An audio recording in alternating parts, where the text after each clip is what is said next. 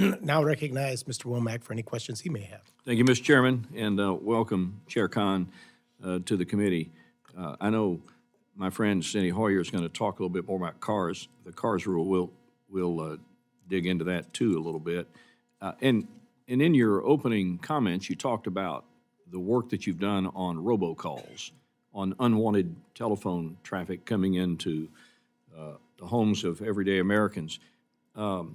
And congratulations on that, but you haven't fixed the problem, right? That's right. We have seen a significant drop in complaints, but obviously, robocalls are still a scourge. There's no doubt. Is it possible that the reason you don't have as many complaints is people have just given up? It's possible. I mean, we have been. I think it's probable. Because I used to hear a lot from people, and in conversations, I still get comments. They're still getting this. So I would, on one hand, I would congratulate you for bringing the enforcement actions that you've brought on people performing this unwanted service into America's homes. But the problem is not fixed, and we still get a lot of concerns about that. So I'd be careful not to make that your calling card.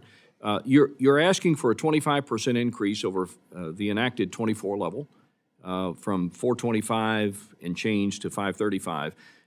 In just a few seconds, because I got a limited amount of time, what's the justification there? So the justification is that there are unfunded pay increases.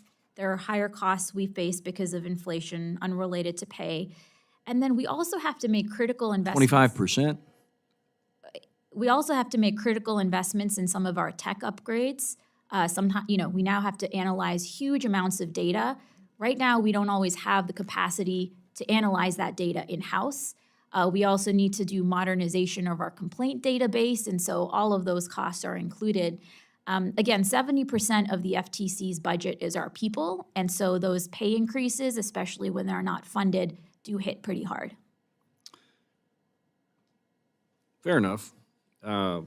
We'll have a lot more debate about the size of that increase. To another line of questioning, before you were confirmed in 21, your background was in academia, where you've argued in support of dramatically expanding the FTC's regulatory and enforcement powers. From being the only regulator to challenge the merger of two luxury fashion firms, Tapestry and Capri, to blocking Illumina's acquisition of cancer startup Grail, it's clear to us that you continue to hold this view by blocking countless mergers. Are there any mergers that are good for the economy, in your view? So 98% of all mergers go through without even a second question being asked by the government. It's 2%. That's because you don't have enough staff to come after them, right? Is that the problem? Look, there are a whole bunch of mergers that pose legal issues, and we have an obligation to protect the American people from illegal consolidation. That's the job Congress has given us, and we do that job without fear or favor. One of the transactions you mentioned, the Illumina-Grail merger, that was unanimously voted out before I arrived. The commission unanimously issued an opinion believing that deal was illegal, and we got a resounding win in the Fifth Circuit last year, saying that the FTC was right. This was an anti-competitive deal. So I think we're getting it right. Well, it's often been said that a broken clock is right twice a day. And so I'm not going to dispute the fact that there are things that the FTC is doing that strike the right balance. I think the challenge for us is where is there too much government? I mean, you talked about you gave the example on cars, nitrogen-filled tires versus regular air tires. Do we need the government to tell us that? Is that what the purpose of government is?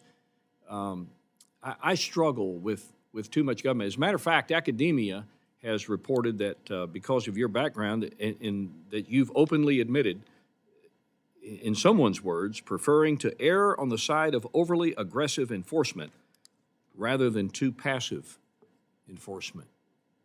Do you admit to that? Well, Congressman, I do think that over the last 40 years, we've seen huge amounts of consolidation that has resulted in a more centralized economy, right? I mean, one of the contributors of America's economic success has been open, competitive markets and free enterprise. And if we allow too much centralization, that's going to set us back. And so I believe, and Congress has charged the FTC with vigorously enforcing the antitrust laws to ensure we have free enterprise and fair competition, and that's what we do. Well, we'll hold some of these questions for a little bit later, but suffice it to say, the challenge for the members of this committee, given the pressure on the discretionary budget of the U.S. government, is to how much of this government can we actually afford, and where is there too much government?